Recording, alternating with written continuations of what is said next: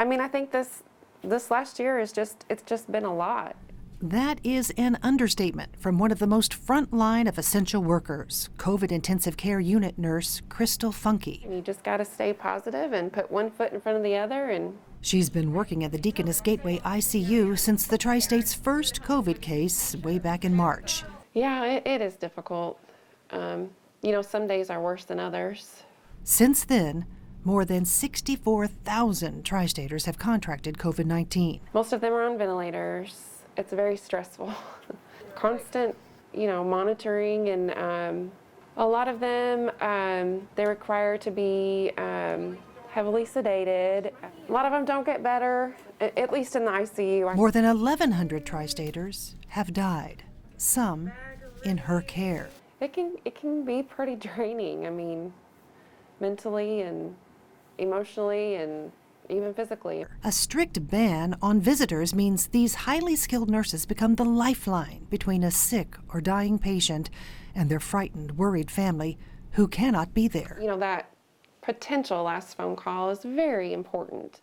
It's the number one goal. Make sure that they talk to someone before the intubation, before they go on the ventilator, and they may not come off of it, Crystal is the first to say it is not just her. You can't do it by yourself, and if there's one thing about nursing, it is always teamwork from the top down.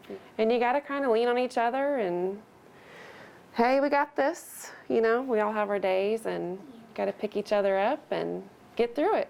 But how do you get through it when your patients are gasping for breath, struggling to survive, and afraid of what may lie ahead, with no loved one there to provide a comforting touch or whisper a prayer? Be there with them and take care of them while they're not able to. I mean, that's a pretty big honor. Crystal says that's when she steps in as surrogate family.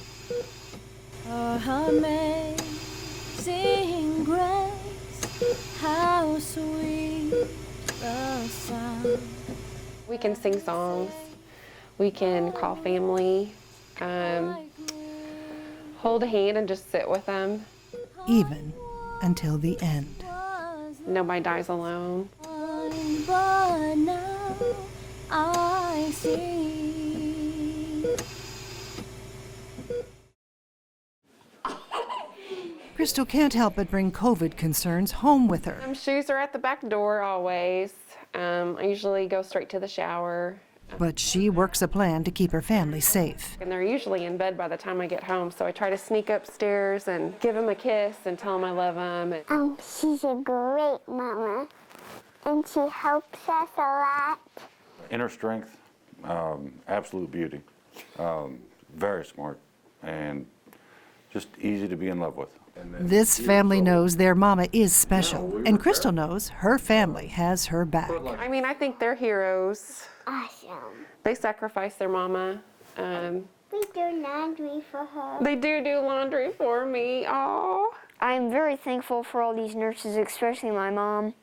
Without them, they're the backbone of the U.S. during this predicament. And I know if I was a patient, I would want her as my nurse. Time at home gives Crystal balance and renewal to return to work and provide the best care for her patients. But she insists what keeps her going is her other family, the surrogate family from the ICU, the ones who are tested by this virus and recover. To keep working so hard for the sick ones that you think aren't going to make it. Sometimes you do think, what is the point of all of this? No one's going to make it.